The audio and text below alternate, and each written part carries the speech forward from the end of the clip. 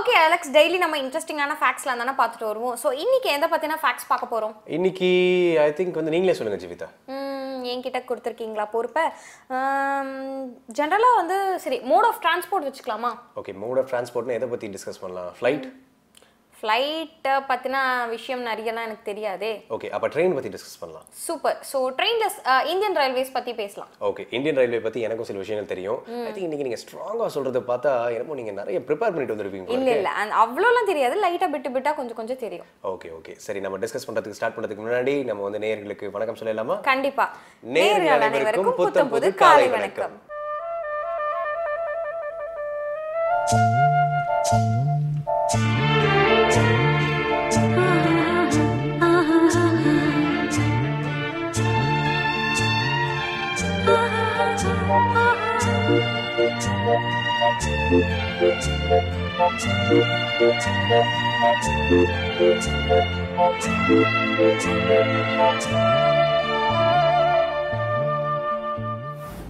Okay Jeevitha, Indian railways பற்றி நிறைய சுவாரஸ்யமான விஷயங்கள் எனக்கு தெரியும். அதுலேருந்து கிக் ஸ்டார்ட் பண்ணுறதுக்கு நான் ஒரு விஷயம் சொல்கிறேன். என்னென்னு பார்த்தீங்கன்னா, வேர்ல்ட்லேயே வந்து பெரிய ரயில்வே நெட்ஒர்க்ஸில் வந்து இந்தியன் ரயில்வேவும் ஒன் ஆஃப் த பிக்கஸ்ட் நெட்ஒர்க்னு சொல்லலாம்.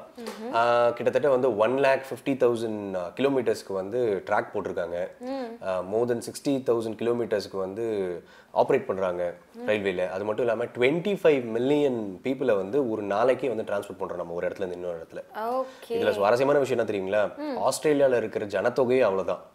ஸோ லிட்டரலி வந்து நம்ம ஆஸ்திரேலியாவை கேரி பண்ணிக்கிட்டு ஒரு நாள் ஃபுல்லாக வந்து நம்ம ரொட்டேட் பண்ணுற மாதிரி அர்த்தம். வாவ் அலெக்ஸ், நிஜமாவே ஒரு அமேசிங்கான இன்ஃபர்மேஷன் கொடுத்துருக்கீங்க. நீங்கள் சொன்ன மாதிரி ஒரு சூப்பரான கிக் ஸ்டார்ட் இந்த இந்தியன் ரயில்வே பற்றி கொடுத்துருக்கீங்க. ஸோ இதை தொடர்ந்து இன்னைய நாளோட நல்ல நேரம், யமகண்டம், ராவுகாலம், குளிகை, இந்த மாதிரியான விஷயங்களை தெரிஞ்சுக்கிறதுக்கான செக்மெண்ட் தான் இது. அதையும் பார்த்துடலாமா? பார்த்துடலாம். இது சூரியோதயம்.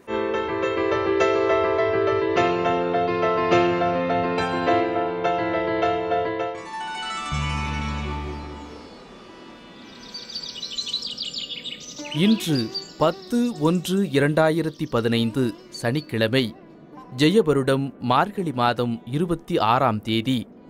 இன்று சூரியோதயம் 6:16 ராகு காலம் காலை 9 மணி முதல் 10:30 மணி வரை, யமகண்டம் பகல் 1:30 மணி முதல் 3 மணி வரை, குளிகன் காலை 6 மணி முதல் 7:30 மணி வரை, திதி பஞ்சமி, பூரம் நட்சத்திரம். நல்ல நேரம் எனும் சுபபூரிகள் காலை 7 மணி முதல் 8 மணி வரை, 10 மணி முதல் 1 மணி வரை, பிற்பகல் 2 மணி முதல் 3 மணி வரை, மாலை 5 மணி முதல் 6 மணி வரை. இன்று மகர ராசிக்கு சந்திராஷ்டமம். வெல் அலெக்ஸ், இந்தியன் ரயில்வேஸ் பற்றின இன்ட்ரெஸ்டிங்கான விஷயங்கள்லாம் பார்த்துட்டு வரோம். ஸோ அடுத்து நீங்கள் ஏதோ இன்ஃபர்மேஷன் வச்சுருக்கீங்கன்னு நினைக்கிறேன். உங்ககிட்ட ஒரு கேள்வி கேட்கணும் அதுக்கு முன்னாடி. என்னன்னு பார்த்தீங்கன்னா, சாதனைன்னு எதை சொல்கிறோம்? ஒரு விஷயத்தை சாதனை அப்படின்னாலே என்ன அர்த்தம் அப்படின்னு நீங்க நினைக்கிறீங்க? நம்ம கஷ்டப்பட்டு வந்து ஏதாவது ட்ரை பண்ணி அச்சீவ் பண்ணா அதுக்கு பேரு டெஃபினெட்லி. அதாவது ஒரு இண்டிவிஜுவலா பார்க்கும்போது சாதனை பெரிய விஷயமா தெரியும். ஒரு கண்ட்ரியா பார்க்கும்போது டெய்லி நம்ம சாதனை படைச்சிட்டே இருந்தாதான் நம்மளால அந்த கண்ட்ரி வந்து ரன் பண்ணவே முடியும். எதுக்காக நான் சொல்றேன்னு பாத்தீங்கன்னா, கிட்டத்தட்ட இந்தியன் ரயில்வேஸ் இருக்கு இல்லையா, அது வந்து இந்தியாவில் எவ்வளோ இடம் கவர் பண்ணுதோ, டோட்டலா எவ்வளோ ஏரியா கவர் பண்ணுதோ, அதோடைய டிஸ்டன்ஸ் எவ்வளோ இருக்கும் தெரியுமா? எவ்வளோ இருக்கும்? அதாவது கிட்டத்தட்ட பார்த்தீங்கன்னா அதே ஒரு பெரிய சாதனை. அதனால தான் சொல்லிட்டு இருக்கேன். ஏன்னு பார்த்தீங்கன்னா, இங்கிருந்து நம்ம மூணுக்கு போகக்கூடிய டிஸ்டன்ஸை 3.5 டைம்ஸ் கவர் பண்ணுது. அவ்வளோ டிஸ்டன்ஸ் வந்து கவர் பண்ணுறோம். இங்கிருந்து நிலாக்கு போயிட்டு வர 3.5 டைம்ஸ் கவர் பண்ணுது நம்ம Indian railway. Oh my god. அதாவது அது ஒரு பெரிய சாதனை தான் இல்லையா? கண்டிப்பா இதுவும் ஒரு பெரிய அச்சீவ்மெண்ட் இந்தியன் ரயில்வே கொடுத்துருக்குன்னு நினைக்கிறேன். நிஜமாவே இன்ட்ரெஸ்டிங்கான இன்ஃபர்மேஷன் கொடுத்துருக்கீங்க அலெக்ஸ். அண்ட் இதை தொடர்ந்து பார்த்தீங்கன்னா, இன்னைய நாளோட 12 ராசிக்காரர்களோட யோக பலனை சொல்றதுக்காக யதார்த்த ஜோதிடர் ஷெல்வி ரெடியா இருக்கிறாரு. அதையும் கேட்டு தெரிஞ்சுக்கலாமா? தெரிஞ்சுக்கலாம். இது யோகம், நல்ல யோகம்.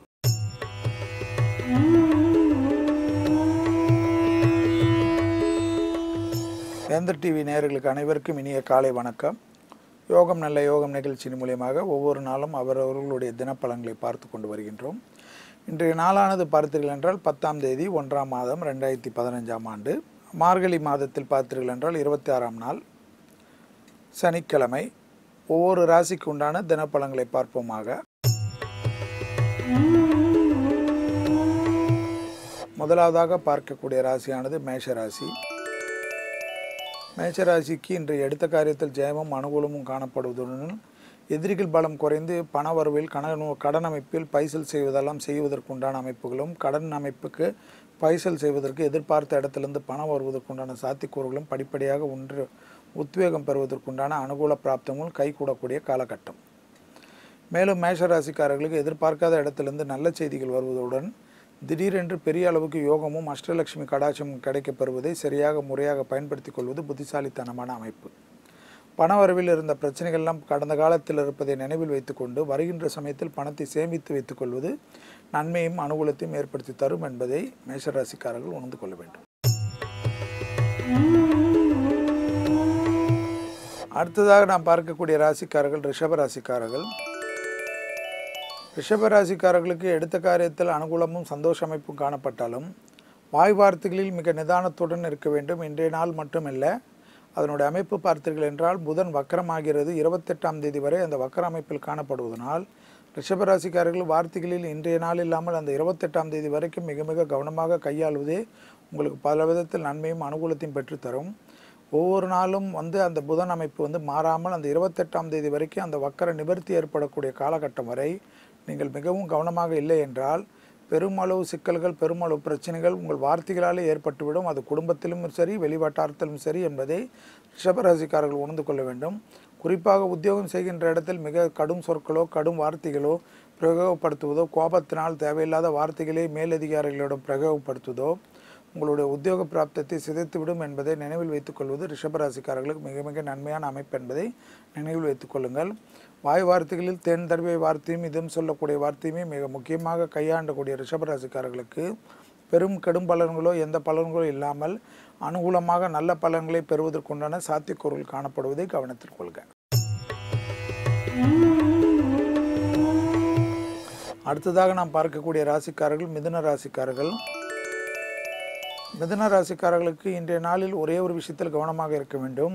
புதனானவன் வக்கரம் ஆரம்பித்து உள்ளதன் என்பதனால் அது 28ஆம் தேதி வரை 28/1/2015 வரை அந்த அமைப்பு காணப்படுவதனால் வண்டி வாகனத்தில் மிக மிக நிதானத்துடன் இருப்பதும், தேக ஆரோக்கியத்தில் குறிப்பாக ஒவ்வாமை, அலர்ஜி தொந்தரவுகள் போன்ற விஷயத்தில் மிக கவனமாக இருப்பது மிக முக்கியம் என்பதை கவனத்தில் கொள்க.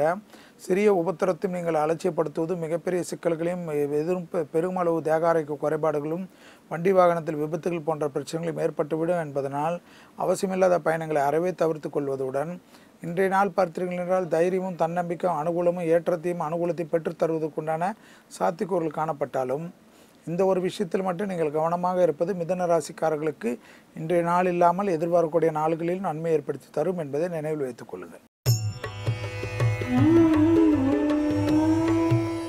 அடுத்ததாக நாம் பார்க்கக்கூடிய ராசிக்காரர்கள் கடகராசிக்காரர்கள். கடகராசிக்காரர்களுக்கு எடுத்த காரியத்தில் ஜெயமும் அனுகூலங்களும் காணப்படுவதுடன் தன்னம்பிக்கை வளர்வதற்குண்டான சாத்தியக்கூறுகள், எதிர்பார்க்காத இடத்திலிருந்து நல்ல செய்திகள் வருவதுடன் கடல் கடந்த நல்ல செய்திகள் வருவதற்குண்டான உத்வேகம் பெறுவதற்குண்டான சாத்தியக்கூறுகள் படிப்படியாக முன்னேற்றம் அனுகூலம் காணப்படுகிறது.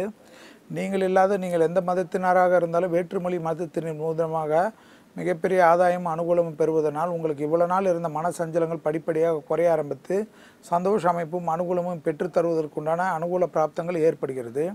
எடுத்த காரியத்தில் ஜெயம் ஏற்படக்கூடிய அமைப்புகளினால் கடகராசிக்காரர்கள் தைரியமும் தன்னம்பிக்கை வளர்வதற்குண்டான சாத்தியக்கூறுகளை சரியாக முறையாக இன்றைய நாளிலிருந்து பயன்படுத்திக் கொள்வது ஏற்றத்தின் அளவே அதிகரித்தக்க அளவுக்கு முன்னேற்றம் காணப்படும். அடுத்ததாக நாம் பார்க்கக்கூடிய ராசிக்காரர்கள் சிம்ம ராசிக்காரர்கள். சிம்ம ராசிக்காரர்களுக்கு இன்றைய நாளில் ஒரே ஒரு விஷயத்தில் மிக மிக கவனமாக இருக்க வேண்டும். குடும்ப விஷயத்தில் துணை அல்லது துணைவியாருடைய தேகாரிக்கும், குடும்ப விஷயத்தில் சிறு வாக்குவாதங்கள் கூட பெருமளவு கஷ்டத்தையும் சங்கடத்தையும் ஏற்படுத்தி விடலாம். தவிர உத்தியோகமோ வெளிவட்டாரமோ நல்ல விஷயங்கள் அனுகூலங்கள் பிராப்தங்கள் காணப்படுகிறது. கண்டிப்பாக வண்டி வாகனத்தில் மாற்றங்கள் எதிர்நோக்கி இருந்த சிம்மராசிக்காரர்கள் அதற்குண்டான முயற்சியில் ஈடுபடுவது பலவிதமான அனுகூலங்களும் சந்தோஷ அமைப்பையும் ஏற்படுத்தி தருவதுடன் எதிர்பார்க்காத இடத்திலிருந்து நல்ல செய்தி வருவதுடன் பணவரவில் காணப்பட்ட இந்த பிரச்சனைகள் படிப்படியாக குறைவது மற்றற்ற மகிழ்ச்சியும் அனுகூலமும் காணப்படும். பணம் எவ்வளோக்கு குறைபாடு காணப்படுவதோ அவ்வளோக்கு டிப்ரெஷன் அமைப்புக்கு சென்றிருந்த சிம்மராசிக்காரர்கள் படிப்படியாக அதிலிருந்து நிவர்த்தி ஏற்பட்டு நம்மளால் எல்லா விதத்திலும் ஜெயிக்க முடியும் என்ற தன்னம்பிக்கையும் அனுகூல பிராப்தமும் கைகூடுவதை கண்கூடாக பார்க்கலாம். அதே சமயம் வார்த்தைகளுக்கு உண்டான ஸ்தானாதிபதியான புதன் வக்கரமாகி இருப்பதனால் வார்த்தைகளில் கடும் சொற்களோ கோபதாபமோ டிப்ரெஷனால் மற்றவர்களை குறை கூறுவதோ பெருமளவு சிக்கல்களை இன்று மட்டுமில்லாமல் 28ஆம் தேதி வரை அந்த அமைப்பு பாதிப்புகள் காணப்படுவதையும் கவனத்தில் கொள்ளுங்க. எனவே வார்த்தைகளில் மட்டும் கவனமாக பார்த்து கொண்ட சிம்மராசிக்காரர்களுக்கு வெளிவட்டாரத்தில் எந்தவித குறைபாடும் காணப்படவில்லை என்பதையும் நினைவில் வைத்துக் கொள்க. அடுத்ததாக நாம் பார்க்கக்கூடிய ராசிக்காரர்கள் கன்னியா ராசிக்காரர்கள். கன்னியா ராசிக்காரர்களுக்கு வெளிவட்டாரத்திலோ தொழில் அமைப்பிலோ உத்தியோகத்திலோ ஒரு குறைபாடும் காணப்படவில்லை. தைரியமும் தன்னம்பிக்கை வளர்வதுடன் கெட்டவன் கெட்டிட்டால் எடுத்துக்கொண்டு கிட்டிடும் ராஜயோகம் காலகட்டத்தில் இருக்கிறீர்கள் என்பதனால் எதிர்பார்க்காத நல்ல அமைப்புகள் பூமியால் ஏற்படுவதுடன் சுபகாரிய தடைகள் பரிபூர்ண நிவர்த்தி ஏற்படுவதும் திடீரென்று கெட்டி மேலும் சத்தம் விரைவில் உடனடியாக எதுவுமே எதிர்பார்க்காத அளவுக்கு டக்கென்று முடிந்து விடக்கூடிய நல்ல நாளாக இன்றைய நாள் காணப்படக்கூடிய அமைப்பு. இந்த நாளில் ஏதேனும் நல்ல விஷயங்கள் ஆரம்பிப்பதுடன் கண்டிப்பாக ஏதேனும் ஒரு தெய்வ சன்னிதானத்துக்கு சென்றுவிட்டு உங்கள் வாழ்க்கையில் உடைய பலவித கஷ்டங்களை முறையிட்டு அந்த தெய்வத்தின் மேல் நம்பிக்கை கொண்டு ஆரம்பிக்கக்கூடிய பிரார்த்தனைகள் கூடிய விரைவில் அந்த பிரார்த்தனைகளுக்கு தெய்வத்தினுடைய அனுகிரகமும் ஆசீர்வாதத்தினால் ஒன்றன் பின் ஒன்றாக உங்கள் நிவர்த்தி ஏற்படுவதை கண்கூடாக பார்க்கலாம்.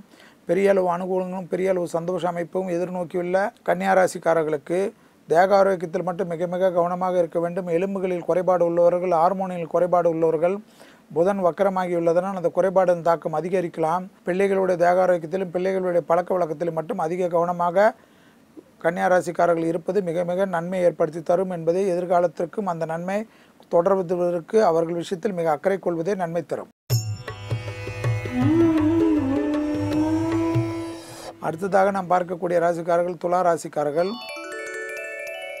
ஏற்றமும் அனுகூலமும் தொட்டது தொடங்கக்கூடிய காலகட்டத்துக்கு உண்டான ராசி சஞ்சாரங்கள் காணப்படுவதனால் கோச்சாரத்தினால் அதற்குண்டான முழு பலனை பெறுவீர்கள்.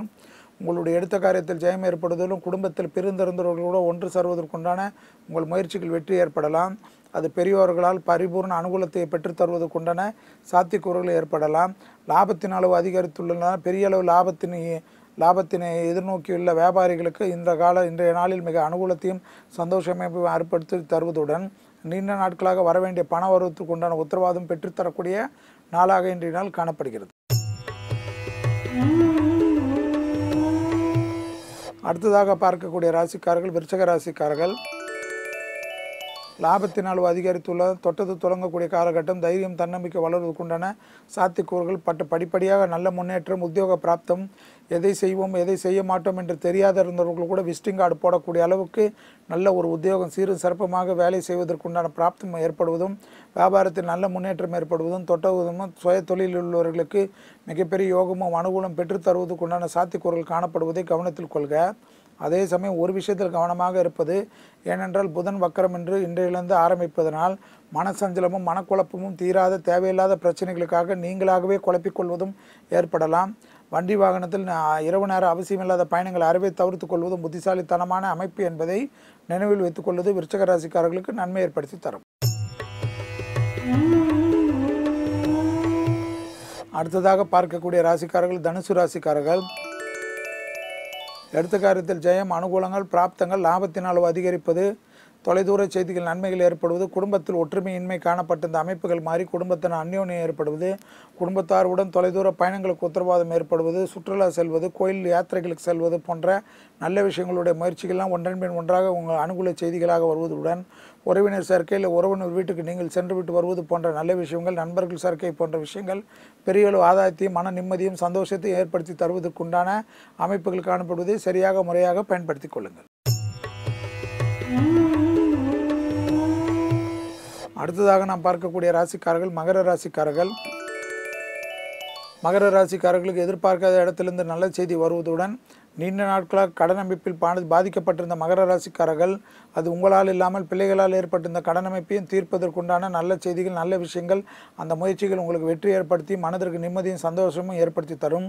கொடுக்கல் வாங்கலில் காணப்பட்டிருந்த பிரச்சனைகள் முடிவுக்கு வருவதே மகர ராசிக்காரர்களுக்கு பெரிய அளவு அனுகூலத்தையும் சந்தோஷத்தையும் ஏற்படுத்தி தருவதே படிப்படியாக நல்ல முன்னேற்ற செய்திகள் வருவதற்குண்டான கடல் கடந்த செய்திகளும் வருவதற்குண்டான வேற்றுமொழி மனிதர்கள் வேற்று மதத்தின் மூலமாக மிகப்பெரிய ஆதாயத்தை பெறுவதற்குண்டான சாத்தியக்கூறுகள் மகர ராசிக்காரர்கள் ஏற்படுவதை சரியாக முறையாக பயன்படுத்தி கொள்ளுங்கள். அரசு தொழில் அரசியல் அமைப்பில் இருப்பவர்களுக்கு பெரிய அனுகூலங்களும் நல்ல செய்திகளையும் இன்றைய நாளிலிருந்து ஆரம்பிப்பதையும் சரியாக பயன்படுத்திக் கொள்வது புத்திசாலித்தனமான அமைப்பு. அடுத்ததாக பார்க்கக்கூடிய ராசிக்காரர்கள் கும்பராசிக்காரர்கள். எதிர்பார்க்காத தைரியமும் தன்னம்பிக்கை வளர்ந்து உள்ள காலகட்டத்தில் சரியாக முறையாக பயன்படுத்திக் கொள்வது புத்திசாலித்தனமான அமைப்பு. அதே சமயம் தேவையில்லாத எதிரிகள் பலம் அதிகரித்துள்ளதனால் சிறு வாக்குவாதங்கள் கூட பெரிய அளவு மன கஷ்டத்தையும் சங்கடத்தையும் ஏற்படுத்தி விடும் என்பதை கும்பராசிக்காரர்கள் உணர்ந்து கொள்ள வேண்டும். தொழிலிலோ உத்தியோகத்திலோ வியாபாரத்திலோ கொடுக்கல் வாங்கலிலோ பணவரத்திலோ எந்தவித பிரச்சனைகளும் காணப்படாத இன்றைய நாளில் கும்பராசிக்காரர்களுக்கு வளர்ப்பு பிராணிகள் விஷயத்தில் மிக மிக கவனமாக இருப்பதும், தேவையில்லாத உணவுகளை கெட்டுப்போன உணவுகளை திடீரென்று அவசரகதியில் எடுத்து சாப்பிடுவதனால் ஏற்படக்கூடிய வயிற்று உபத்திரங்கள் திடீரென்று ஏற்பட்டு விடலாம் என்பதையும் கும்பராசிக்காரர்கள் உணர்ந்து கொள்ள வேண்டும். மற்றபடி வெளிவட்டாரத்தில் யோகமாக காணப்படக்கூடிய நாளை சரியாக முறையாக பயன்படுத்திக் கொள்வது புத்திசாலித்தனமான அமைப்பு. அடுத்ததாக இறுதியாக பார்க்கக்கூடிய ராசிக்காரர்கள் மீன ராசிக்காரர்கள். தொழிலிலோ உத்தியோகத்திலோ வார்த்தைகளிலோ மிக மிக சந்தோஷ அமைப்பும், வார்த்தைகளுக்கு மதிப்பும் மரியாதை கூடுவதற்குண்டான சாத்தியக்கூறுகளும், எடுத்த காரியத்தில் ஜெயம் ஏற்படுவதும், வண்டி வாகனத்தில் சந்தோஷ அமைப்புகளும், புதிய வண்டி வாகனத்திற்குண்டான முயற்சிகள் வெற்றி ஏற்படுவதும் எல்லாம் காணப்பட்டாலும் துணை அல்லது துணைவியாருடைய தேக ஆரோக்கியத்திலும் குடும்பத்தில் சிறு வாக்குவாதங்கள் கூட பெரிய அளவு மன கஷ்டத்தையும் சங்கடத்தையும் பெருமளவு பிரச்சனைகளும் பிறரால் ஏற்பட்டுவிடும் என்பதனால் குடும்ப விஷயத்தை ரகசியமாக வைத்துக் கொள்வதும், பிறருடைய ஆலோசனை பெறுவதோ பிறருடைய ஆறுதல் தருவதோ இன்றைய நாளில் கூடவே கூடாது என்பதையும் மீனராசிக்காரர்கள் உணர்ந்து கொள்ள வேண்டும்.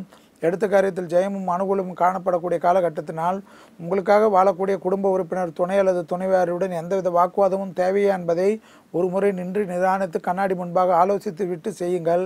யாருக்கும் எந்தவித உத்தரவாதம் கொடுப்பதற்கு முன்பாக இது நம்மளால் செய்ய முடியுமா என்பதை ஆராய்ந்து அதற்கேற்றவாறு உங்களுடைய உத்தரவாதம் கொடுப்பதே நன்மை ஏற்படுத்தி தரும் என்பதை மீனராசிக்காரர்கள் உணர்ந்து கொள்ள வேண்டும்.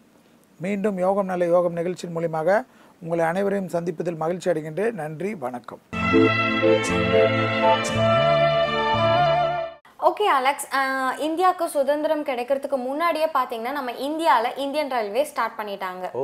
அது மட்டும் இல்லாமல் நம்ம இந்தியாவிலேயே எவ்வளோ ரயில்வே ஸ்டேஷன் இருக்கும் நீங்கள் நினைக்கிறீங்க? இந்தியா ஃபுல்லானா கெஸ் பண்ண முடியலங்க. 7500 ரயில்வே ஸ்டேஷன் இந்தியாவில் மட்டும் இருக்கு. ஓகே, இந்தியன் பாப்புலேஷனுக்கு ஏற்ப வந்து 7500 ரயில்வே ஸ்டேஷன் கண்டிப்பாக இருக்கணும். ஐ திங்க் வந்து ரயில்வேஸ் வந்து one of the biggest transportation ரெமிடின்னு சொல்லலாம் நம்மளுக்கு. நிறைய பேர் வந்து ஐ திங்க் நீங்களும் ட்ரெயினில் ட்ராவல் பண்ணியிருப்பீங்க. ஓகே, நானும் ட்ரெயினில் ட்ராவல் பண்ணுவேன். இந்தியாவில் இருக்க மேக்ஸிமம் ஆட்கள் வந்து ட்ரெயினில் கண்டிப்பாக ட்ரெயினில் ட்ராவல் பண்ணியிருப்பாங்க. ஓகே, ஸோ ரயில்வேஸ் பற்றி நிறைய விஷயம் பார்க்குறோம். இதை தொடர்ந்து நம்ம லைஃப் எப்படி லீட் பண்ணணும் அப்படின்னு சொல்லிட்டு எத்தனையோ வழிமுறைகள் இருந்தாலும் கண்டிப்பாக கீதை வந்து ஒன் ஆஃப் த டாப்ல இருக்கும். ஸோ எப்படி லைஃப் லீட் பண்ணுறோம் அப்படின்னு சொல்லிட்டு பரசுராம் ஐயா கீதையில் இருக்கிற முக்கியமான பாயிண்ட்ஸ்லாம் நம்மளுக்காக எடுத்து சொல்ல வந்துட்டாரு. பார்த்துடலாமா? கண்டிப்பா. இது கீதை காட்டும் பாதை.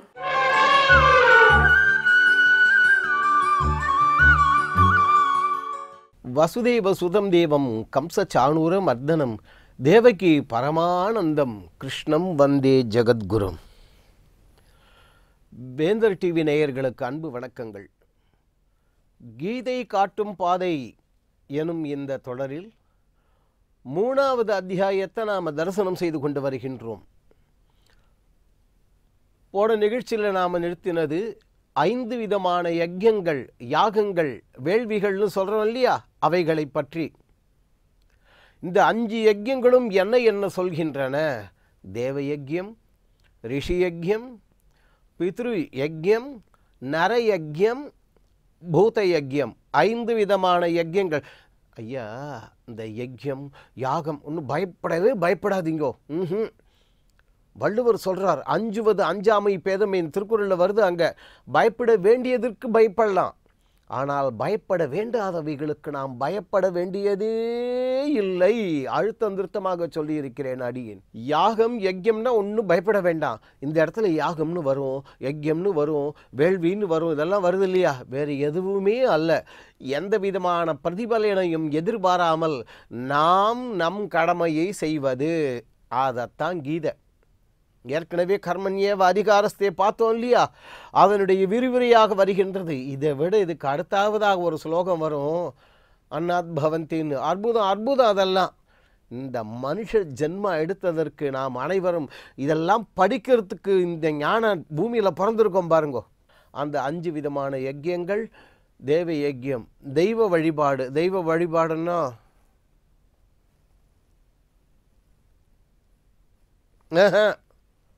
ஒரு காலம் அல்ல, நினைவில் வைத்துக் கொள்ளுங்கள். தெரியறதா? ஏதோ 2 மலர்கள் எடுத்து பூவை எடுத்து சுவாமி மேலே போகிறோம், அது இல்லை. யாவருக்குமாம் இறைவருக்கு ஒரு பச்சை இலை, பத்திரம் புஷ்பம் பலம் தோயம் ஏற்கனவே பார்த்துருக்கோமே விரிவாகவே. ஏதோ தெய்வத்தை நாம் கும்பிட்டுட்டோம், பூஜை பண்ணிட்டோங்கிறதுனால மற்றவர்களை அவமானப்படுத்தும் எங்கேயும் இல்லை. தெய்வத்தை நான் பூஜை பண்ணிட்டேன், வழிபாட்டை முடிச்சுட்டேன் இன்னைக்கு, அதனால் என்ன பண்ண போகிறேன், நான் ஓய்வு எடுத்துக்கொள்கிறேன். இல்லை ஐயா, இல்லை ஐயா. கடமையை செய்யாதவனை தெய்வமாக இருந்தாலும் சரி ஒதுக்கி தள்ளிவிடும், நினைவில் வைத்துக் கொள்ளுங்கள். தெய்வ வழிபாடுங்கிறது டூ யுவர் டியூட்டி, உன்னுடைய கடமையை செய். இதைத்தானே ஐயா பின்னாடி சொன்னோம், செய்யும் தொழிலே தெய்வம், அதில் திறமைதான் நமது செல்வம். அப்போ தேவ யஜ்யம் முடிஞ்சு கொடுத்தா அடுத்தது ரிஷி யஜ்யம். இவ்வளவு ஞான நூல்களை நமக்கு கொடுத்தார்களே, அந்த ரிஷிகளை வழிபாடு செய். ரிஷிகளை பூஜை பண்ணுறதுன்னா அது இல்லை. அந்த ரிஷிகளும் மகான்களும் முனிவர்களும் ஏராளமான ஞான நூல்களை கொடுத்திருக்கிறார்கள் அல்லவா. அந்த நூல்கள் எல்லாம் படிச்சுட்டு அதன்படி நாம் நடந்து அடுத்த தலைமுறைக்கு இந்த ஞான நூல்களை கொண்டு போய் கொடுப்பது. மூணாவது பித்ரு யஜ்யம், நீத்தார்க்கு, முன்னோர்களுக்கு. சிராத்தம், அமாவாசை தர்ப்பணம்னு சொல்கிறோமே, அது மட்டும் இல்லை. என்ன நீத்தார்னா ஏதோ இறந்து போனவர்களுக்குன்னு மட்டும் இல்லை, உயிரோடு இருக்கும் பொழுதே அம்மா அப்பாவுக்கு இத்தினோண்டு ஒரு 1/2 டம்ளர் கஞ்சி, ஒரு சாதம், ஒரு டம்ளர் தண்ணி. தாய் தந்தையரை கவனித்து பராமரிக்காதவன் எவ்வளவு பெரிய பக்திமான், எவ்வளவு பெரிய படிப்பாளி, எவ்வளவு பெரிய பதவியில் இருந்தவனாக இருந்தாலும் சரி, அவன் தெய்வத்தால் விலக்கப்படுவான். பிள்ளையார் ஏதோ ஒரு பழத்துக்கு அப்பா அம்மாவை சுற்றி வந்தார்னு கதை எழுதினது வீண் இல்லை. மாதிரு தெய்வோ பவ பிதிரு தெய்வோ பவன் சொன்னது முட்டாள்கள் அல்ல. அன்னையும் பிதாவும் முன் அறி தெய்வம் ஔவையர் இங்கே வருது. இதெல்லாம் இதில் பிதிரு யஜ்யத்தில் அடங்கிடும். நரயஜ்யம், மற்றவர்களுக்கு மற்றவர்களையும் மனுஷர்களாக மதிச்சா போறாதா, மற்ற மனிதர்களுக்கு உதவுவது அடுத்தவர்களுக்கு. அடுத்தது வாங்கோ பூத யஜ்யம். பூத யஜ்யம்னா விலங்குகள், பறவைகள், மரம் செடி கொடிகள், இதோ இந்த பூமி, இவைகளை நன்றாக நாம் பராமரித்து அவைகளுக்கு உதவி செய்வது. இப்படி 5 விதமான யஜ்யங்களை சொல்லியிருக்கே. எதை பண்ணுறதுன்னா இப்போதைக்கு நம்ம இது மட்டும் பார்த்துருவோன்னா, தர்மபுத்திரர் ராஜசூயாக பண்ணி முடிச்சுட்டார். அங்கேருந்து ஒரு கிரிப்புள்ள வந்தது. அது உடம்புல பாதி பாகம் தங்கமாக இருக்குது. செய்கூலி இல்லை, சேதாரம் இல்லை, அதெல்லாம் இல்லை, நிஜமாகவே தங்கும். அது அங்கேயும் இங்கேயும் இந்த ராஜசூயாகத்தில் விழுந்து பரண்டு உருண்டு இப்படி எல்லாம் பண்ணி என்னன்னு கேட்டால் அது சொல்லி அந்த கீரிப்புள்ள சொன்ன கதை இது. நான் ஒரு இடத்துக்கு போயிருந்தேன்ப்பா. ஒரு ஏழை பாவம், அவர் மனைவி, மகன், மருமகள் 4 பேர் தான். அவர்கள் இப்படி தான் எல்லாவற்றையும் தெய்வமாகவே சிந்தனை செய்து பரோபகாரம் இதம் சரீரம்னு இருக்கிறவாவா. அப்படிப்பட்ட அவர்களுக்கு ஒரு நாளைக்கு எதுவும் இல்லை, ஏதோ கொஞ்சம் கோதுமை மாவு கிடச்சிது. அந்த கோதுமை மாவு அப்படியே பிசைஞ்சு ஒரு 4 ரொட்டியாக தட்டியாச்சு, ஆளுக்கு ஒன்று. இப்போ முதல்ல அந்த குடும்ப தலைவர் சாப்பிட போகிறார். அங்கேருந்து ஒரு ஏழை அதிதினா வேறு யாரும் இல்லை. என்ன சார் இது, வரப்போகிறேன்னு ஒரு ஃபோன் பண்ணியிருக்கக்கூடாது, எஸ்எம்எஸ் அடித்து தொலைச்சிருக்கக்கூடாதா? யோ, இதெல்லாம் அதிதியே இல்லை, தெரியறதா? சொல்லாமல் வருபவர்கள், எதிர்பாராமல் வருபவர்கள். அதை வந்தவுடனே பசிக்கிறதுன்னார். இந்த குடும்பத் தலைவர் தாங்கிட்ட அந்த ரொட்டியை கொடுத்துட்டார். அவர் அதை சாப்பிட்டுட்டு ரொம்ப நன்னா இருக்குது, ஆனால் இன்னும் பசி அடங்கலை அப்படின்னார். உடனே இவருடைய மனைவி கொடுத்தாள். ஆஹா, இன்னும் கொஞ்சம் பசிக்கிறதுனார். மகனும் மருமகளும் அவர்களும் அவர்களிடம் இருந்ததை கொடுத்து விட்டார்கள். சாப்பிட்டு அவர் மனசால் இவர்களை ஆசீர்வாதம் பண்ணிட்டு போனார். அவர்கள் 4 பரமபதம் அடைந்தார்கள். இந்த கீரி என்ன பண்ணிட்டு அப்படி அடுத்தவர்களுக்கு உதவி செய்வதற்காகவே பண்ணியிருக்கார்கள் அல்லவா. அந்த இடத்துல போய் இந்த கீரி தரையில் எங்கேயும் விழுந்து பரண்டுது. அப்போ இது உடம்புல பாதி தங்கமாயிடுது. உடனே இந்த கீரிக்கு ஒரு சந்தோஷம். ஆகா, இந்த பக்கம் முழுசும் தங்கமாயிடுது. அதே போல் இந்த பக்கமும் அப்படி தகதகன்னு மின்னணும். இதே மாதிரி வேறு எங்கேயானு யாராவது தான தர்மம் பண்ணினா அங்கே போய் நாம் விழுந்து பிறண்டாய் இதுவும் தங்கமாயிடாதான்னு சொல்லிட்டு தான் எல்லா இடங்களிலும் இப்படி யாகங்கள் நடக்கும் இடங்களிலெல்லாம் போய் நான் செய்து கொண்டு வருகின்றேன். இது தங்கமாக ஆகலை இன்னும். அப்போ என்னது தெரியறதா? நாம் செய்யக்கூடிய அந்த 5 விதமான யஜ்யங்களும் இந்த கீரி அந்த ஏழை அப்படிப்பட்ட அவர்களுடைய அந்த பரோபகாரத்தை சொல்ல வந்ததை தவிர இது இப்போ நாம் எங்கே வேணாலும் போகலாம், உடம்பு தங்கமாகணும், அது இல்லை மோட்டிவ் இந்த இடத்துல. இப்படி செய்யக்கூடியவர்களை இவ்வாறு நாம் செய்து கொண்டு வந்தால் மங்களகரமாக சந்தோஷமாக, மங்களகரமானு சொல்லலை அடியேன், மங்களகரமானா ரவுண்டப் பண்ணிக்கோங்க அப்படின்னு அர்த்தம். மங்களகரமாக, மகிழ்ச்சியாக, சந்தோஷமாக, இவ்வளவுக்கு மேல் ஆனந்தமாக இருப்போமே. காரணம் மகிழ்ச்சி, சந்தோஷம், சுகம், இந்த எல்லா வார்த்தைகளுக்கும் எதிர் வார்த்தைகள் உண்டு. சரி, சுகம்னா துக்கம், மகிழ்ச்சினா இந்த துயரம், இப்படி ஒவ்வொன்றுக்கும் சொல்லிட முடியும். ஆனால் ஆனந்தம் என்று சொல்லக்கூடிய சொல்லுக்கு எதிர்ப்பதமே கிடையாது. அதிசய ஆனந்தம், நிரு அதிசய ஆனந்தம்னு மேலே மேலே போகுமே தவிர கீழே இறங்காது. அப்படிப்பட்ட உயர்ந்த உன்னதமான நிலையை நாம் அடையலாம்.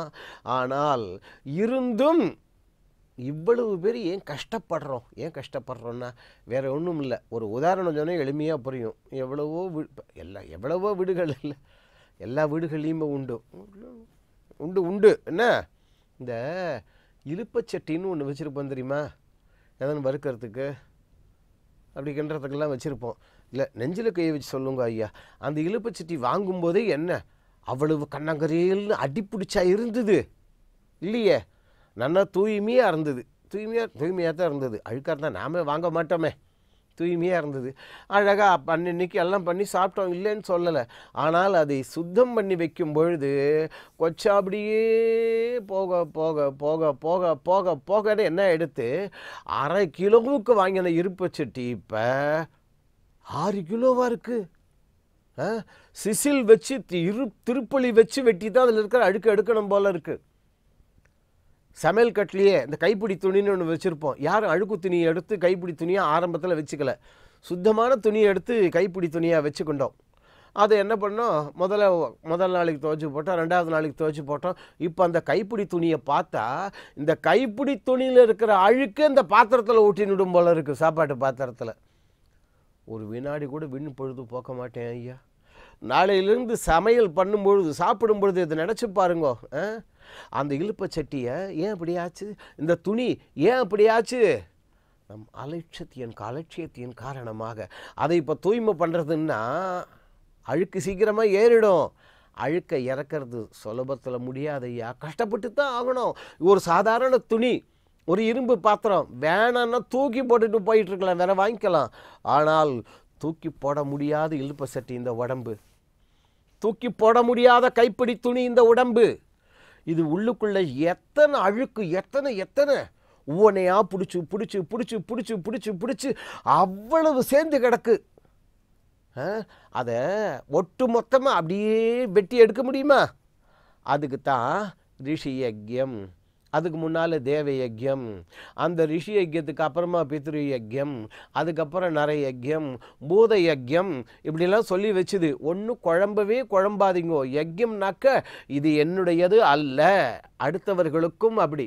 பகுத்துண்டு பல் உயிர் ஓம்புதல் நூலோர் தொகுத்தவற்றுள் எல்லாம் தலை. வள்ளுவர் பா. யாவருக்குமாம் உண்ணும் போது ஒரு கைப்பிடி. திருமலர் சொல்லியிருக்காரே, தெய்வ பக்தியில் ஆரம்பித்து இந்தண்டை இது வரைக்கும் இந்த ஸ்லோகத்தை அப்படியே இது பண்ண மாதிரி, யாவருக்குமாம் இறைவருக்கு ஒரு பச்சிலை எடுத்து சுவாமி மேலே அப்படி போடலாம், சாத்தலாம், தெரியுறதா? யாவருக்குமாம் பசுவுக்கு ஒரு வாயுரை, ஒரு பிடிச்சபடி புல்லை படித்து அப்படி பசுமாடுகளுக்கு கொடுக்கலாம், மாடுகளுக்கு, ஆடுகளுக்கு, ஜீவராசிகளுக்கு. அடுத்தது யாவருக்குமாம் உண்ணும் போது ஒரு கைப்பிடி, சாப்பிடும் பொழுது பிடிச்சபடி சாதம் எடுத்து அப்படி வச்சுட்டு அல்லது அடுத்தவர்களுக்கு கொடுத்துட்டு சாப்பிடுங்களே. அதுவும் முடியலையா, சும்மா தொட நின்று மூடுங்க வாய் அப்படி. ஒன்றும் இல்லை, உனக்கு இப்படி பேசாமையாவது இருக்கப்படாதா? அடுத்தவர்களிடம் இப்படி சீறி விழுவதில் யாருக்கு என்ன லாபம்? யாவர்க்குமாம் பிறர்க்கு இன்குறை தானே. திருமூலர் திருமந்திரத்தில் சொல்லி வச்சிருக்காரே. ஆகவே கீதையில் கிருஷ்ண பரமாத்மா அந்த யாகம் யஜ்யம் இப்படியெல்லாம் சொல்லிட்டு வர்றது வேறு எதுக்காகவும் அல்ல. அந்த பாத்திரத்தில் பிடிச்சிருக்கிற அழுக்க ஒட்டு மொத்தமாக அப்படி எடுத்தோம்னாக்க பாத்திரம் ஓட்டையாகி போயிடும். பிரயோஜனம் இல்லை இல்லவா? அந்த பாத்திரம் போயிடுத்துனா வேற வாங்கிக்கலாம், இந்த பாத்திரம் போயிடுத்துன்னா முடியாதையா முடியாதையா. அதனால தான் இப்படிப்பட்ட யஜ்யங்களை எல்லாம் வைத்து அங்கே பரவாசுதேவன் பாடமே நடத்துகின்றார். அங்கே பார்த்தனுக்கு அப்படின்னு பேர். அது பார்த்தனுக்கு பாடம் அல்ல, பார்த்து கொண்டிருக்கக்கூடிய நமக்கெல்லாம் பாடம். உங்களை நான் பார்த்து கொண்டிருக்கிறேன், அடியேனை நீங்கள் பார்த்து கொண்டிருக்கிறீர்கள் அல்லவா? இதற்கு அடுத்த ஸ்லோகத்தில் சுவாமி சொல்கிறார், இப்படி தெய்வத்தால் கொடுக்கப்பட்டதை அப்படி கொடுக்காமல் உண்பவன் யாராக இருந்தாலும், யஜ்யம் செய்யாமல் உண்பவன், யஜ்யம் செய்து, அந்த வார்த்தையை மட்டும் நம்ம பார்த்துக்கலாம் என்ன, யஜ்யம் செய்து அதில் மிகுந்ததைத்தான் உண்ண வேண்டும், அப்படி உண்பவன் தான் உயர்ந்தவன், மேலோன் இல்லாதவன் திருடன். இது ஏற்கனவே விரிவாக பார்த்துருக்கோம், இதையும் புள்ளி வச்சுருக்கோம் இல்லையா? யஜ்யம் பண்ணிட்டு அதில் மிகுந்த பிரசாதம்னாக்க, ஏதோ யாகம் பண்ணிட்டு அதில் இருக்கிறத பிரசாதமெல்லாம் அந்த குழக்கட்டை தேங்காய் துண்டு அந்த பிரசாதம் மட்டும் அர்த்தம் எடுத்துக்கப்படாது. ஒரு பள்ளிக்கூடத்தில் நாம் படிக்கிறோம்னாக்கா அதை நாம் கட்டினதில்லை, போன தலைமுறையில் கட்டினது. தெரியாதா? அங்கே நாம் போய் ஒழுங்காக அதை பராமரித்து அங்கே படிப்பது யாகம், யஜ்யம். இதை அப்படியே கட்டி காப்பாற்றி அடுத்த தலைமுறைகிட்ட ஹேண்ட் ஓவர் பண்ணுறோம், அப்படி கை சாட்டி விடுறோம் பாருங்கோ. அதுதான் சார் மிச்சத்தை உண்பது. பராமரிப்பு பராமரிப்பு மறுபடியும் மறுபடியும் சொல்லுங்க பரவாசுதேவனுடைய வாக்கு. மிச்சத்தை உண்பவன் தான் உயர்ந்தவன்னாக்க நாம் போட்டுவிட்டு எடுத்துக்கணும். விதையை போட்டுவிட்டு தான் அறுவடை பண்ணி சாப்பிட்றோம்.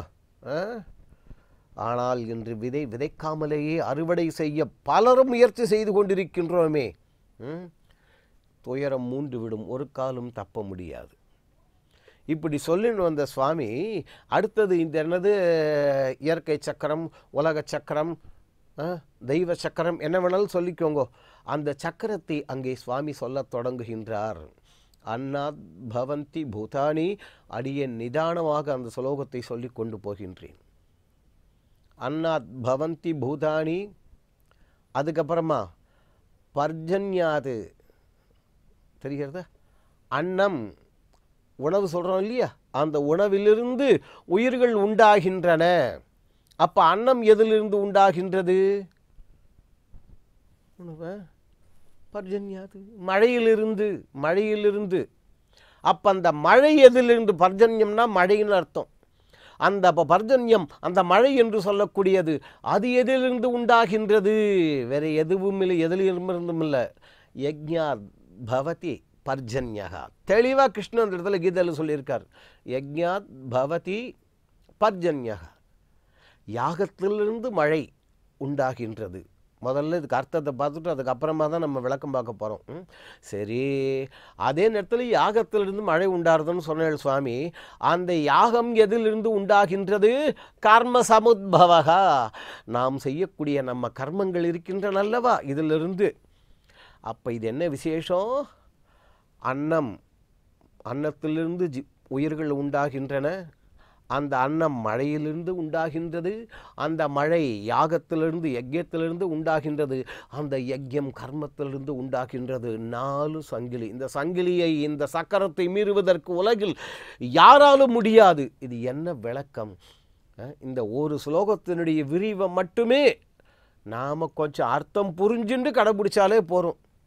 உலகம் உருப்படும், நாமும் உருப்படலாம், நலம் பெறலாம். அந்த பரவாசுதேவன் ஜகத்குரு கண்ணன் நம் எல்லோருடைய உள்ளங்களிலும் இல்லங்களிலும் எழுந்தருளியிருந்து நம் குடும்பங்களில் ஆரோக்கியம், அமைதி, நிம்மதி, ஒற்றுமை என்று சொல்லக்கூடிய அந்த மாபெரும் செல்வங்களை வாரி வழங்க வேண்டுவோம். கண்ணன் வழங்குவார். வெல் அலெக்ஸ், நம்ம இந்தியன் ரயில்வே பார்த்தோன்னா அடுத்த இன்ட்ரெஸ்டிங்கான ஃபேக்ட் என்ன சொல்ல போறீங்க? நெக்ஸ்ட் இன்ட்ரெஸ்டிங் ஃபேக்ட் என்னன்னு பார்த்தீங்கன்னா, ரயில்வே நெட்வொர்க் வந்து ரொம்பவே பெருசு நம்மளுது. ஓகேவா? வேர்ல்ட்லயே வந்து one of the largest network அப்படின்னு சொல்லலாம். இதில் இருக்கிற எம்ப்ளாய்மெண்ட் ரொம்பவே ஸ்ட்ராங்கான எம்ப்ளாய்மெண்ட். கிட்டத்தட்ட 2 மில்லியன் எம்ப்ளாயிஸ் ஒர்க் பண்றாங்க நம்மளுடைய இந்தியன் ரயில்வேஸ்ல மட்டும். Wow, super. அது மட்டும் இல்லாம இவ்வளோ பெரிய நாடு, நம்மளுக்கு வந்து பாப்புலேஷன் அதிகம்ன்றதுனால கிட்டத்தட்ட 14,300 ரயில்வே ஸ்டேஷன்ஸ் வந்து இயங்குது. ஓ மை காட், நிஜமாவே இன்ட்ரெஸ்டிங்கான இன்ஃபர்மேஷன் கொடுத்துருக்கீங்க அலெக்ஸ். அது மட்டும் இல்லாமல் இந்த இந்தியன் ரயில்வே பார்த்தீங்கன்னா நிறைய பேரை வந்து வாழ வைக்குதுன்னே சொல்லலாம் இல்லையா? ஒரு பெரிய நெட்வொர்க்கே வாழ்ந்துட்டு இருக்குங்க. இதை தொடர்ந்து பார்த்தீங்கன்னா அலெக்ஸ், இந்த செக்மெண்ட்ல நம்ம வாழ்க்கையில சாதிச்ச மகான்களை பத்தி தான் பார்த்துட்டு வருவோம். அந்த வகையில இன்னைக்கு எந்த மகான்களை பத்தி பார்க்க போறோம்ன்றத பார்த்து தெரிஞ்சுக்கலாமா? தெரிஞ்சுக்கலாம். இது விண்ணை தொட்ட மகான்.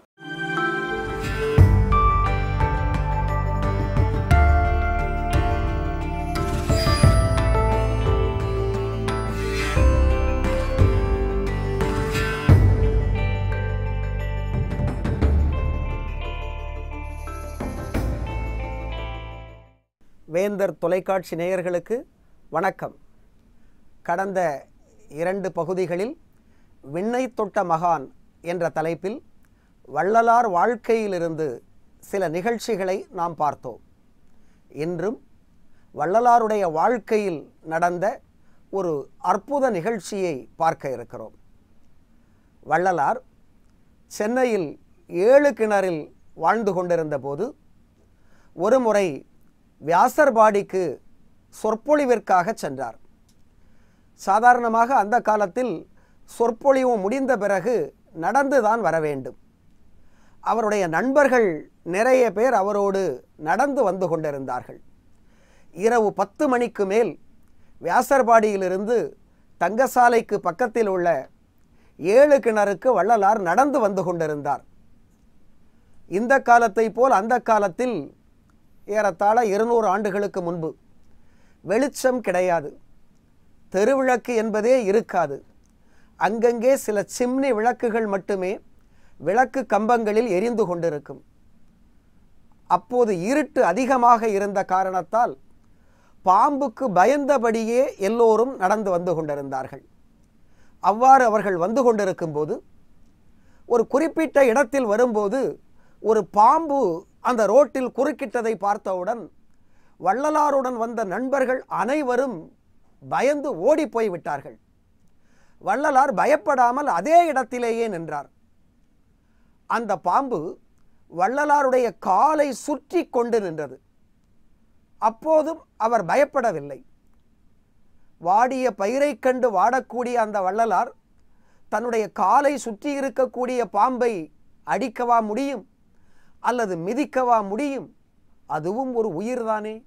அப்படி ஒரு உயிரை துன்பப்படுத்துவது கொடுமையானது என்று நினைத்த வள்ளலார் காலை சுற்றிய பாம்பு தானாக போகும் வரை அப்படியே ஆடாமல் அசையாமல் நின்றார்.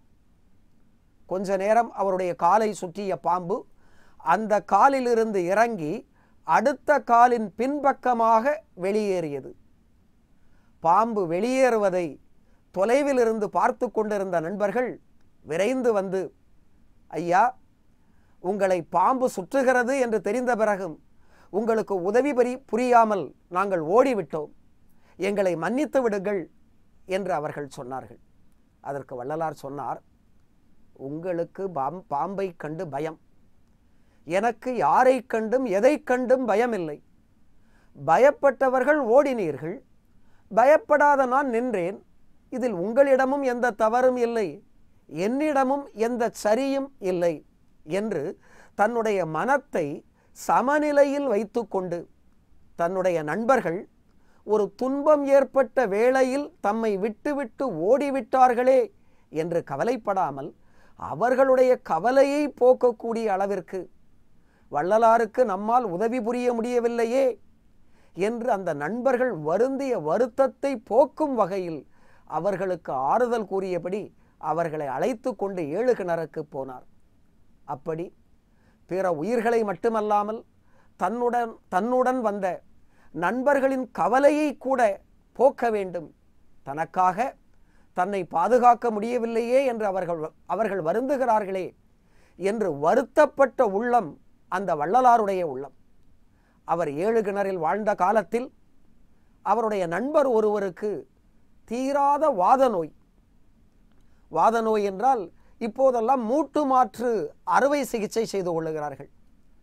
மூட்டு இருக்கக்கூடிய இடத்திலிருந்து அறுவையின் மூலமாக அதை சரி செய்து அந்த மூட்டுக்கு அசைவை கொடுத்து அழகாக அந்த வாதத்திலிருந்து தப்பிவிடுகிறார்கள். ஆனால் அந்த காலத்தில் வாத நோய்க்கு சில எண்ணெய்களை தைலங்களை தடவி அந்த தைலத்தின் வாயிலாக கால் சரியாக வருவதற்காக மாதக்கணக்கில் காத்திருக்க வேண்டும். வள்ளலாருடைய நண்பர் ஒருவரும் இந்த வாத நோயினால் மிக கடும் துன்பத்தில் ஆழ்ந்திருந்தார். வாத நோய் என்றால் ஒரு மனிதன் நினைத்த உடனே ஓர் இடத்திலிருந்து இன்னொரு இடத்திற்கு போய்விட முடியாது. இப்போது இருப்பதை போல பிளஷர் கார் வசதி அந்த காலத்தில் அதிகம் கிடையாது. காரில் ஏறினோம் இன்னொரு இடத்திற்கு போனோம் என்று கிடையாது, நடந்துதான் போக வேண்டும். ஒரு சிலர் மட்டுமே அந்த காலத்தில் மாட்டு வண்டி வசதியே வைத்திருப்பார்கள். சிலர் வில்வண்டி என்று சொல்லக்கூடிய கோச் வண்டியில் செல்லக்கூடிய வழக்கம் உண்டு. ஆனால் வள்ளலாருடைய நண்பருக்கு மாட்டு வண்டியும் கிடையாது, கோச் என்று சொல்லக்கூடிய வில்வண்டியும் கிடையாது. ஓர் இடத்திலிருந்து இன்னொரு இடத்திற்கு போக வேண்டும் என்றால் அவர் நடந்துதான் போக வேண்டும். ஆனால் அவருடைய கால் நடந்து செல்வதற்கு ஒத்துழைக்கவில்லை. வாத நோய் அவரை பிடித்து வாட்டியது. பல மருத்துவர்களிடம் போய் மருத்துவம் செய்து பார்த்தார். எல்லோரும் என்னவோ எண்ணெய்களை எல்லாம் கொடுத்தார். அதையெல்லாம் தன்னுடைய காலில் தடவி விட்டு காத்திருந்தது தான் மிச்சம். அவருடைய வாத நோய் குணமாகவே இல்லை. கால்வலி வாட்டி கொண்டிருந்தது. தன்னுடைய நண்பர் அருட்செல்வர் வள்ளலாரிடம் வந்து, வாத நோய் என்னை வந்து பிடித்து ஆட்டுகிறது, நான் என் செய்வேன் என்று கண்ணீர் விட்டு அழாமல் மனம் வருந்தி கூறினார். அதை கேட்டுக்கொண்டிருந்த வள்ளலார் தன்னுடைய இடுப்பில் இருந்த பையிலிருந்து திருநீற்றை எடுத்து நண்பருடைய காலில், வாதம் பாதித்திருந்த அந்த காலில் தடவினார். அவருக்கு வள்ளலாருடைய கை பட்ட உடனேயே வலி குறைந்ததைப் போல தோன்றியது. யாருக்காவது காலில் வலி இருந்தால் அந்த காலை பிடித்து அல்லது தொட்டு யாராவது அழுத்தினார்கள் என்றால் வலி குறைவது போல இருக்கும். அப்படிப்பட்ட வலி அல்ல, வள்ளலார் அந்த நண்பருடைய காலை தொட்டபோது ஏற்பட்ட வலி குறைவு. சாதாரணமாகவே ஒரு மருத்துவர் மருத்துவ முறைப்படி அந்த வாத நோய் தாக்கிய காலை தொட்டு தடவினால் எவ்வாறு வலி குறையுமோ, அதிலிருந்து நிவாரணம் கிடைக்குமோ, அதை போல வள்ளலார் தன்னுடைய திருக்கரங்களிலிருந்து விபூதியை எடுத்து திருநீற்றை எடுத்து நண்பருடைய காலில் பூசியவுடன் அவருடைய வலி கொஞ்சம் கொஞ்சமாக குறையத் தொடங்கியது. இப்போது எப்படி இருக்கிறது என்று கேட்டார் வள்ளலார். நண்பர் கூறினார், வலி அப்படியே குறைந்ததைப் போல இருக்கிறது, கவலைப்படாதீர். இன்னும் 2 நாள் நீர் என்னிடம் வந்து மருத்துவம் பார்த்து கொள்ளும், உம்முடைய வாத நோய் குணமாகிவிடும் என்று கூறினார் வள்ளலார். அடுத்த நாள் வரும்போதே யாருடைய துணையும் இல்லாமல் அவருடைய நண்பர் தன்னந்தனியாக தன்னுடைய கால்களால் எந்த கொம்பும் இன்றி நடந்து வந்தார். அந்த வலி மிகவும் குறைந்திருந்தது. அடுத்த நாள் விபூதியை தடவியவுடன் அவருடைய வலி முழுவதுமாக குறைந்து விட்டது. என்றால் மகிமை விபூதிக்கா, மகிமை வள்ளலாரின் திரு கைகளுக்கா, மகிமை வள்ளலாரின் வைத்திய முறைக்கா என்று சிந்திக்க வேண்டியிருக்கிறது. ஏனென்றால் பல வைத்தியர்களை பார்த்து விட்டார், பல தைலங்களை பூசிவிட்டார். அதற்கெல்லாம் மட்டுப்படாத கட்டுப்படாத இந்த வாத நோய் வைத்தியமும் தெரிந்த, சித்த வைத்தியமும் தெரிந்த, நாட்டு வைத்தியம் என்ற சித்த வைத்தியமும் தெரிந்த வள்ளலாருடைய கைப்பட்டவுடன் அந்த திருநீரே அருமருந்தாகி அவருடைய வாத நோயை போக்கியது. என்றால் மற்றவர்களுடைய துன்பம் அது நோயாக இருந்தாலும் சரி, வயிற்று பசியாக இருந்தாலும் சரி, அதை போக்க வேண்டும் என்ற உள்ளத்தை கொண்டவராக விளங்கினார் வள்ளலார். அந்த உள்ளம் மற்றவருடைய துன்பம் அகல வேண்டும் என்ற ஆர்வம் அந்த நண்பரின் நோயை போக்கியது என்றுதான் நாம் நினைக்க வேண்டும். அதனால்தான் மற்றவர்களுடைய துன்பத்தை போக்குவதற்காக முயற்சி செய்து முன்னால் வரக்கூடிய வள்ளலாரை நாம் வள்ளலார் என்று கூறுகிறோம். கடந்த வாரங்களில் நான் உரையாற்றும் போது கூறினேன், அவர் அருள் வள்ளல், பொருள் வள்ளல் அல்ல என்று குறிப்பிட்டேன். இங்கே அருள் வள்ளல் என்ற நிலையையும் தாண்டி அவர் ஒரு மருத்துவ வள்ளலாக இருந்து எந்த காசினையும் பெற்றுக்கொள்ளாமல் தன்னுடைய கடமை என்று நினைத்து தன்னுடைய நண்பரின் கால்வலியை போக்கினார். என்றால் அவர் மிகச்சிறந்த வள்ளல் பெருமான் என்பதற்கு வேறு சான்று தேவையே இல்லை. இந்த வள்ளல் பெருமான் மற்றவர்களுக்கு எதையும் கேட்காமலே கொடுத்து விடுவார். விவேகானந்தருடைய வாழ்க்கையில் இளமையில் கூறுவார்கள், யார் எந்த பொருளை கேட்டாலும் தன்னுடைய கையில் இருப்பதை அப்படியே கொடுத்து விடுவார், அத்தகைய இயல்புடையவர் விவேகானந்தர் என்று கூறுவார்கள். அவருக்கு கொஞ்சமும் சளைத்தவர் அல்ல நம்முடைய வள்ளலார். சிறிய வயதில் அவருடைய 2 காதுகளிலும் கடுக்கன் போடப்பட்டிருக்கும். அந்த 2 கடுக்கன்களும் தங்கத்தால் செய்யப்பட்ட கடுக்கன்கள். ஒருமுறை அவர் தன்னுடைய வீட்டு திண்ணையில் படுத்து தூங்கிக் கொண்டிருந்தார். அந்த தூக்கம் முழுமையான தூக்கம் என்று சொல்ல முடியாது, அரைகுறை தூக்கம்தான். யாரோ ஒருவர் வந்து அவருடைய காதை தொடுவது போல அவர் உணர்ந்தார். காதை மட்டும் யாரோ தொடுகிறார் என்று நினைத்திருந்தால் அவர் பேசாமல் இருந்திருப்பார், அல்லது யாரோ தொடுகிறார்கள் என்று தடுத்திருப்பார். அவருடைய காதை தொட்ட அந்த கை அவருடைய காதில் மாட்டப்பட்டிருந்த கடுக்கரில் இருந்த திருகாணியை கழற்றுவதை அவர் கவனித்தார். நம்முடைய ஒரு பொருளை யாராவது இப்படி திருடுவதற்கு முயற்சி செய்தார்கள் என்றால் உடனடியாக நாம் சத்தம் போட்டு அல்லது ஏதாவது கொம்பை எடுத்து அவரை தாக்க முயற்சி செய்வோம். ஆனால் வள்ளல் பெருமான் நாம் தூங்காமல் விழித்திருக்கிறோம் என்று தெரிந்துவிட்டால் அந்த தங்க கடுக்கனை கழற்றக்கூடிய முயற்சியை அவர் நிறுத்தி விடுவார் என்று நினைத்து அவர் கழற்றுவதற்கு வசதியாக எந்த தடையும் இருக்கக்கூடாது என்று உணர்ந்து தொடர்ந்து தூங்குவதைப் போலவே படுத்து கொண்டிருந்தார். ஒரு காதில் போடப்பட்ட கடுக்கனை அந்த திருடன் கழற்றி எடுத்து விட்டான். தன்னுடைய அடுத்த காதிலும் கடுக்கன் இருப்பதை உணர்ந்த வள்ளலார் அந்த தூக்கத்தில் சிறிய சலனம் ஏற்படுவதைப் போல சற்றே திரும்பி படுத்து அடுத்த காதில் உள்ள கடுக்கனையும் அந்த திருடன் வாகாக கழற்றுவதற்கு வசதியாக படுத்து கொண்டார். அந்த திருடனும் அந்த கடுக்கனை வாகாக அப்படியே திருகாணியோடு கழற்றி எடுத்துவிட்டு புறப்பட்டு போய்விட்டான். அதுவரை படுத்து கொண்டிருந்த வள்ளலார் எழுந்து அமர்ந்து, இறைவா, என்னே உன்னுடைய எண்ணம், தங்கம் இல்லாத ஒருவன் அந்த தங்கத்திற்கு ஆசைப்பட்டு திருடக்கூடிய நிலைக்கு வந்துவிட்டானே, இது யார் குற்றம்?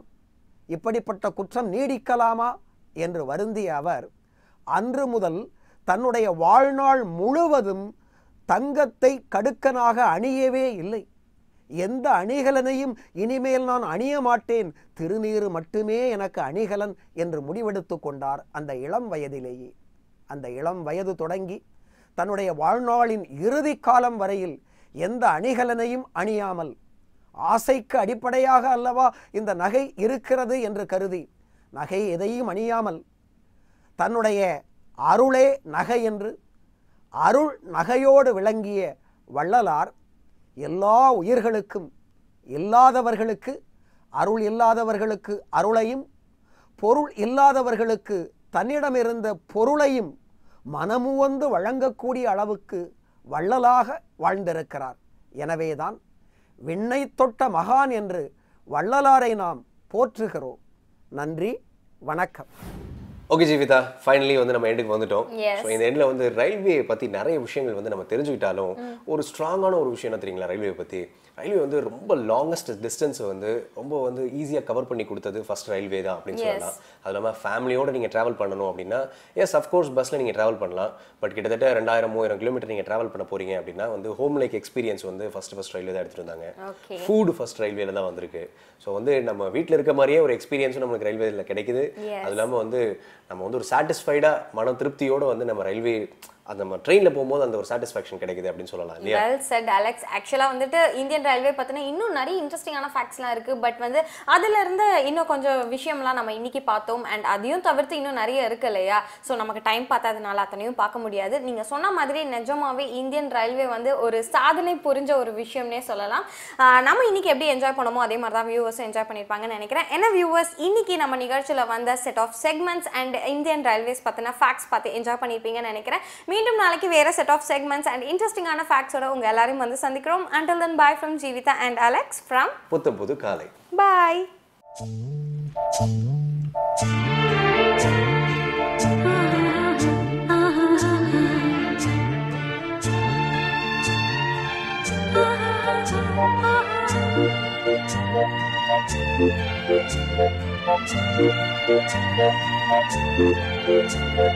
Thank you.